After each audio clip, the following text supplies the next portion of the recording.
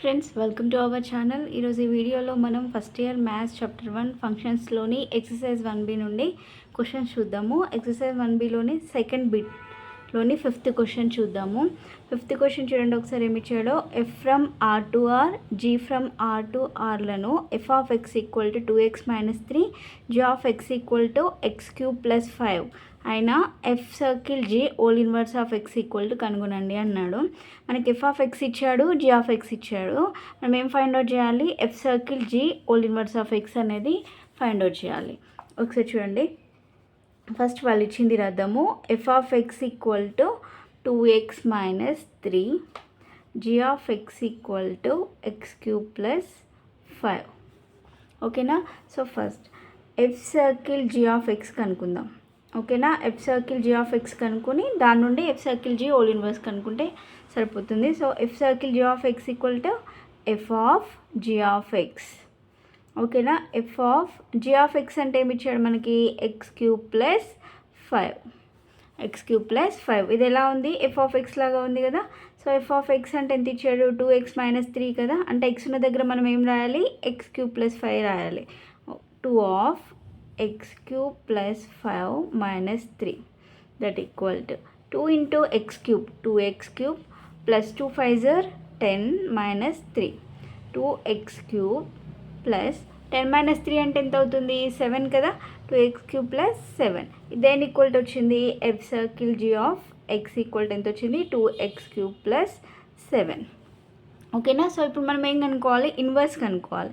So inverse అంటే మనం F of X equal to ఏం తీసుకుంటాం? ఎఫ్ ఇన్వర్స్ ఎక్స్ కనుక్కోవాలంటే వై అనుకొని తీసుకుంటాం కదా. సో ఇప్పుడు కూడా అలానే తీసుకుందాం. F circle G of X equal to Y అనుకుంటే అప్పుడు ఏమవుతుంది? F circle G of X equal to Y అంటే అప్పుడు వై ఈక్వల్ టు ఏమవుతుంది? 2x³ + 7.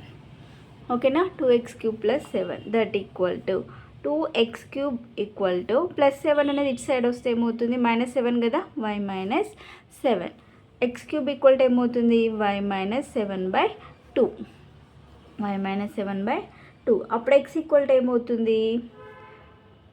y - 7/2.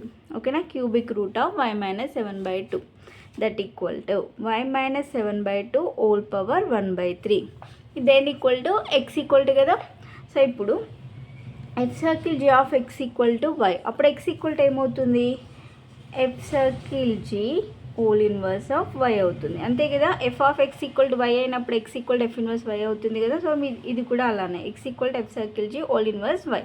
కానీ మనకి ఇక్కడ ఎక్స్ ఈక్వల్ టు ఎంత వచ్చింది? y - 7/2 హోల్ పవర్ 1/2 కదా. అది ఇక్కడ రాద్దాం.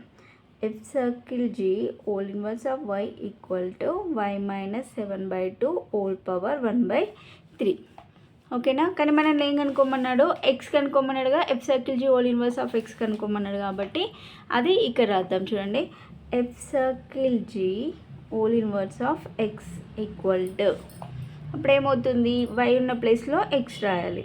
x - 7/2 whole power 1/2.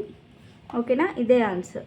Therefore F circle G whole inverse of X equal to x - 7/2 whole power 1/2.